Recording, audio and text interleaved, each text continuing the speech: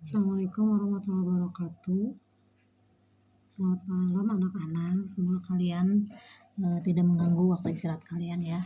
Ibu khawatir materi atau tugas yang kalian diberikan itu masih ada yang bingung atau harus seperti apa mengerjakannya. Tahun-tahun sebelumnya juga akan seperti itu karena materinya adalah materi yang sangat baru.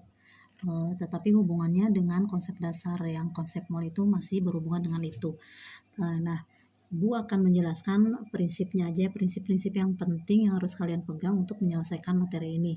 Yang pertama, setelah kalian menguasai materi ini, kalian harus bisa menentukan, oh ini reaksi eksoterm, ini reaksi endoterm dalam reaksi tersebut. Yang kedua, Yang kedua itu menuliskan persamaan termokimia.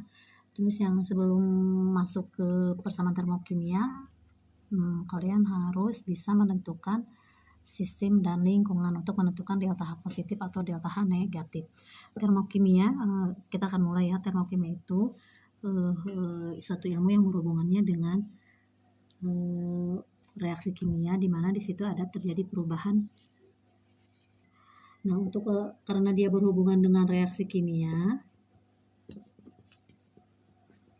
ini, maka di sini ada yang namanya reaksi eksoterm dan reaksi endoterm.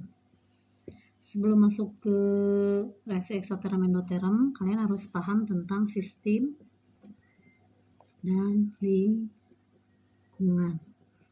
Supaya lebih mudah membedakan sistem dan lingkungan itu, misalkan kita untuk menentukan sistem dan lingkungan, misalnya kita memanaskan air di dalam panci, itu kan di situ pasti ada bantuan api ya. Nah, setelah beberapa menit pasti airnya itu dia akan mendidih, maka pancinya itu akan panas. Panasnya berasal dari mana? Dari air yang dididihkan. Nah, mana sistem di situ? Berarti sistemnya adalah air yang menjadi fokus kita. Nah, misalkan untuk lingkungannya berarti panci dan sesuatu yang ada di luar panci. Nah, itu ya untuk membedakan sistem dan lingkungan. Sekarang masuk ke reaksi eksoterm. Reaksi eksoterm itu reaksi yang menghasilkan kalor. Menghasilkan kalor atau melepas kalor. Berarti yang ini dia sebaliknya, berarti di ini menyerap kalor ya, maka dia perubahan entalpinya dia negatif, yang ini dia positif. Contoh lain misalkan untuk reaksi eksoterm, contohnya semua pembakaran yang menghasilkan kalor itu merupakan reaksi eksoterm, maka delta H-nya dia akan negatif. Kenapa reaksi eksoterm? Karena dia sistemnya dia melepaskan kalor, si lingkungannya dia menerima kalor ya. Semua pembakaran pasti melepaskan kalor atau menghasilkan kalor, itu merupakan reaksi eksoterm. Untuk reaksi endoterm misalkan pembentukan es, kalian misalkan membuat es batu, itu kan kita memasukkan esnya ke dalam plastik. Nah, kalau tidak disimpan di dalam freezer dia tidak akan membeku, maka kita akan masukkan ke dalam freezer di situ. Freezer itu sebagai lingkungan ya. Yang es batunya, cairan yang ada di plastik itu adalah sistemnya. Dia tidak akan membeku tanpa bantuan dari freezer, maka freezernya itu sebagai lingkungan. Si sistemnya dia menyerap kalor dari freezer, itu kan, maka akan menjadi es batu, maka itu delta H-nya adalah positif gitu. Contoh lain deh, misalkan kita memiliki isi dompet, tapi kita tidak tahu si isi dompet itu banyak atau tidak.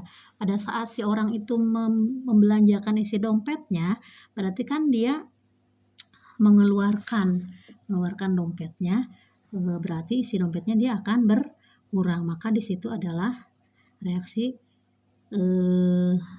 eksoterm ya. Nah, pada saat dia menerima uang, berarti kan isi dompetnya dia akan bertambah, maka dia termasuk reaksi endoterm, diindikasikan dengan memberi contoh seperti itu. Dalam satu reaksi sebelum masuk ke persamaan termokimia, Ibu akan menulis reaksi A ditambah B menjadi C gas wujudnya. Ini di sini ada memiliki delta H misalkan negatif kilojoule per mol. Ini satu reaksi, ya, satu reaksi.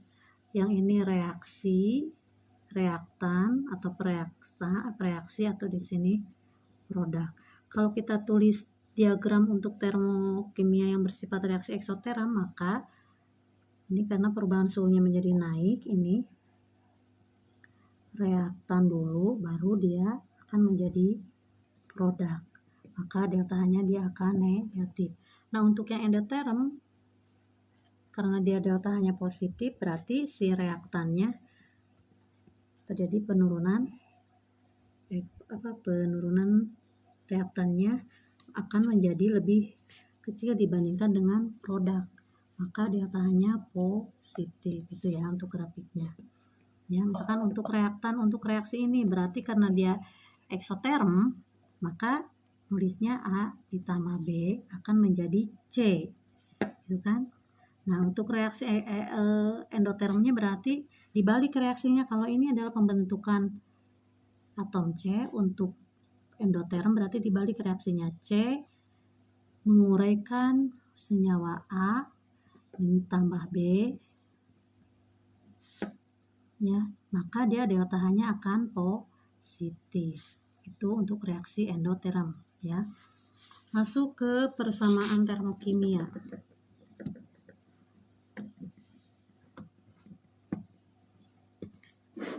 Dalam satu persamaan termokimia pasti ada reaktan dan produk. Maka di situ ada delta H-nya. Delta H-nya dia positif atau negatif, ya. Positif atau negatif. Satuannya kilojoule per mol. Dalam persamaan termokimia yang harus diingat itu harus dalam mol, ya. Masih ingat kalian mol itu hubungannya dengan, ya, yang ini massa, gitu kan? Yang ini volume, gitu kan? Yang ini molaritas,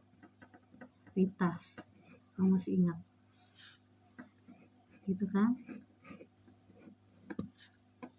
Ini masanya gram, volumenya liter, ini molaritas itu M besar. Untuk mencari mol dari massa itu berarti dari sini dia dikali, ya. Yang ini dia dibagi. Ini AR atau MR. Yang ini volume itu ada yang STP, ada yang pada keadaan suhu dan tekanan tertentu. Kalau dia STP, maka untuk ke mol ini dia dibagi 22,4. Kalau yang ini dia dikali 22,4. Kalau dia tidak standar, maka pakai rumus hukum gas ideal P sama dengan nRT. Nah, untuk molaritas, untuk menjadi mol, bahwa rumusnya itu M sama dengan N per P. N itu dia mol, ini volumenya harus dalam 1 liter. Terus dalam liter itu molaritas, ya. Ini berarti ke mol M kali V, ya. Kalau ke situ berarti N per V. Itu harus diingat, ya. Nah, untuk persamaan termokimia, misalkan kita mau mengambil contoh ini, reaksi pembentukan, misalkan untuk reaksi pembentukan CO2, itu memiliki persamaan reaksi seperti itu.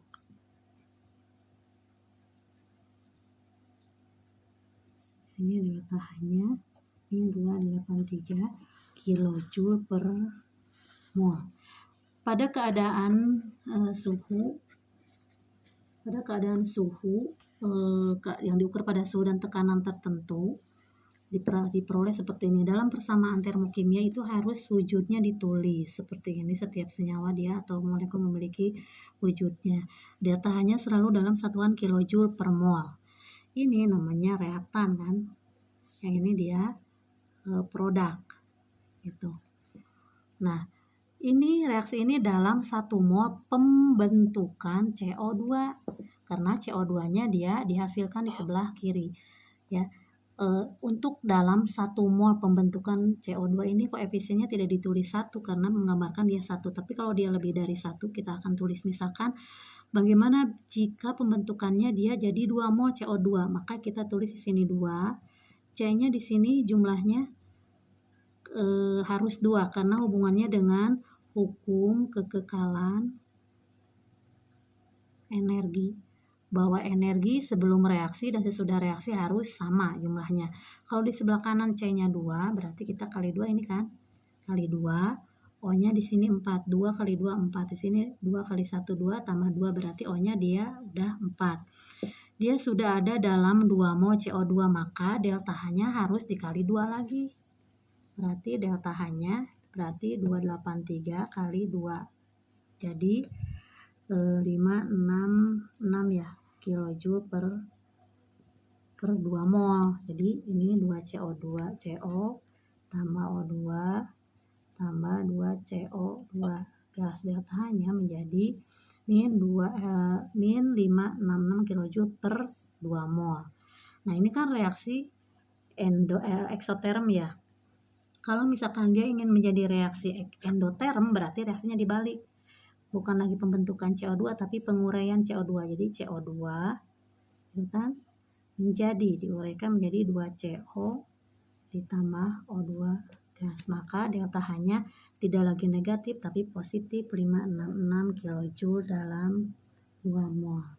Maka reaksinya reaksi endoterm.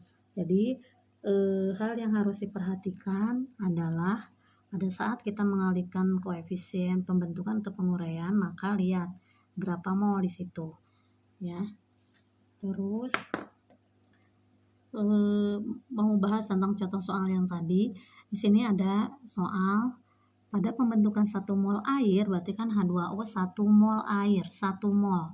H2O-nya berarti 1. Terbentuk dia dari gas hidrogen dan gas oksigen, berarti dari H2 dan O2. Dibebaskan, ada kata-kata dibebaskan berarti dia melepaskan kalor, delta H-nya pasti delta H negatif, dia termasuk reaksi eksoterm, ya. Dibebaskan menyatakan bahwa reaksi tergolong eksoterm, oleh karena itu delta H-nya jadi min 286 kilojoule untuk setiap mol air yang terbentuk. Maka persamaan termokimianya seperti ini. Hidrogen bereaksi dengan gas oksigen menjadi H2O dalam 1 mol. Di sini tidak ditulis per molnya karena ini menggambarkan bahwa si H2O ini harus dalam 1 mol. Maka ditulis koefisiennya. Di sini hanya 2, di sini hanya 2. Terus ini O-nya, O2-nya setengah kali setengah itu kan, setengah kali 2 berarti 1. Di sini juga sama 1. Ini dalam 1 mol. Nah, bagaimana kalau dia dalam 2 mol? Berarti kalau 2 mol berarti semua dikali 2. H2O-nya dia kali 2, setengah kali 2, O2-nya jadi 1, 2H2O-nya menjadi 2. Di sininya juga delta H-nya juga menjadi 572 karena semua dikalikan 2. Untuk contoh soal yang kedua, di sini ada soal untuk menguraikan 1 mol amonia. Amonia itu NH3 menjadi gas nitrogen N2 dan gas hidrogen itu H2. Diperlukan kalor. Ada kata diperlukan kalor atau menyerap kalor, ini menunjukkan bahwa reaksi itu adalah endoterm, maka deltanya dia harus positif 46 kilojoule harus dalam 1 mol NH3 yang terurai. Maka persamaan reaksinya NH3 gas wujudnya terurai menjadi N2 dan H2. Deltanya 46 kilojoule per mol harus dalam 1 mol. Karena si NH3-nya harus dalam 1 mol, maka jumlah N sebelah kiri dan sebelah kanan itu harus sama jumlahnya. Di sebelah kiri, di sini N-nya 1, maka ini udah ada 2, tinggal kita kali setengah. Nah, untuk H2 dia harus jumlahnya 3. Di sini sudah ada 2, dikalikan 3 per 2 atau 1 setengah, ya. Itu harus dalam 1 mol. Kalau misalkan inginnya 2 mol, maka semua ruas kiri dan ruas kanan itu harus kali 2 juga, delta-nya juga harus dikali 2, ya. Di sini tidak ditulis per mol lagi karena NH3-nya sudah dalam keadaan 2 mol. Nah, untuk uji kompetensi pasti kalian nomor 1 sampai nomor 3 bisa lah ya. Karena itu gampang bisa dilihat dia termasuk eksoterm atau endoterm. Contoh soal yang ini, tuliskan persamaan reaksi termokimia untuk masing-masing reaksi berikut. 1. Pembakaran 1 mol etena. Kalau etena itu berarti C2H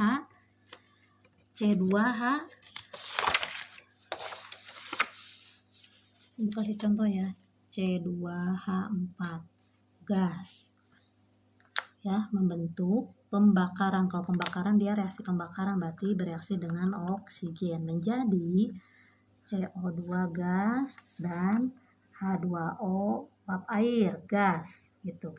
Delta H dia pembakaran pasti dia eksoterom, menghasilkan kalor. Kalau menghasilkan kalor berarti min 142 kilojoule per mol dalam 1 mol. Nah, sekarang karena dia pembakaran etena harus dalam 1 mol, berarti kita setarakan dulu koefisiennya. Di sini C-nya 2, maka kita kali 2 di sini kan. H-nya di sini 4, di sini 2, kita kali 2. O-nya di sini 2 kali 2 4 tambah 2 6, maka kita kali 3. Ini merupakan persamaan termokimianya seperti itu. Jadi kalau ditugaskan untuk menuliskan persamaan termokimia, satu, kalian harus bisa menerjemahkan soal. Apakah di situ reaksi eksoterm atau endoterm ya. Yang kedua, kalau yang diinginkannya harus dalam 1 mol, berarti koefisien yang diinginkan pembentukan apa itu harus dalam 1 mol, baru disetarakan koefisien kiri dengan koefisien yang kanan harus sama jumlah atom-atomnya gitu ya. Nah, contoh soal untuk nomor 5 ya. Ini di sini ada soal untuk nomor 5, Ibu kasih contoh dulu ya. Ada reaksi 2SO2 gas mengalami pembakaran dengan oksigen menjadi 2SO3, gitu kan? Delta H-nya itu min 198 kilojoule. Yang A, berapakah perubahan entalpi jika SO2 yang bereaksi dia 1 mol? Dari persamaan reaksi yang ini kan SO2 dari sini, berarti dia penguraian. Berapakah perubahan entalpi jika SO2 yang bereaksi dalam 1 mol? Inginnya yang ini dia harus dalam 1 mol, berarti koefisiennya 1 kan? Maka semua harus dibagi dengan 2. Yang ini bagi 2, yang ini bagi 2, yang ini bagi 2. Maka deltanya juga harus dibagi 2. Itu ya. Silakan kalian kerjakan. Nah, untuk yang nomor B, berapakah perubahan entalpi jika SO3 yang terbentuk itu sebanyak berapa? 20 gram. Nah, itu di situ pasti ada AR-nya, ARS-nya 32, ARO-nya pasti dia 16. Fungsinya untuk apa? Ini pasti untuk mencari mol dari sini. Ya.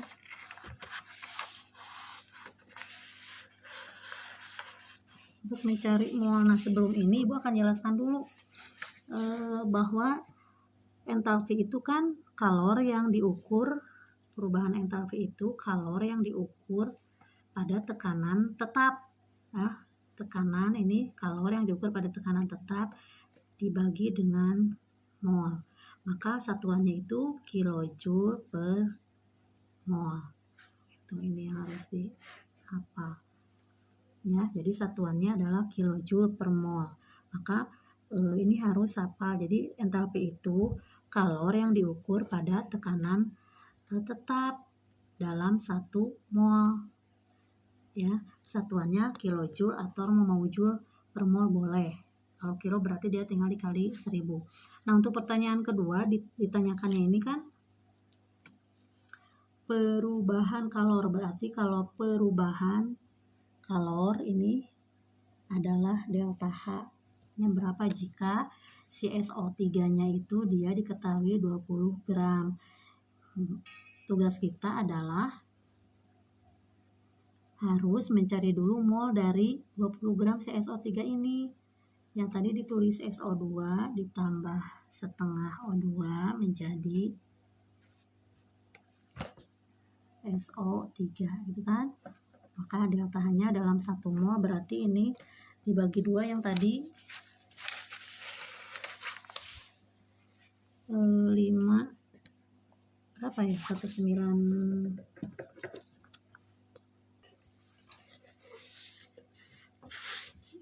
5 yang ini dalam jadi berapa perubahan entalpi SO3 jika si SO3-nya dia ada 20 gram. Tugas kalian adalah mencari dia dalam 1 gram dulu yang tadi yang soal A. Sekarang soal B, inginnya si SO3-nya itu harus dalam 20 gram. Karena pada berpedoman pada ini harus dalam 1 mol, maka seperti tadi rumus yang tadi ini, untuk mencari mol ke massa, dia harus dibagi massa molekul relatif dengan atau massa atom relatif. Karena SO3 ini adalah molekul, berarti kita cari dulu MR-nya. Maka di soalnya ini dia dibutuhkan AR, ditulis di sini di soalnya.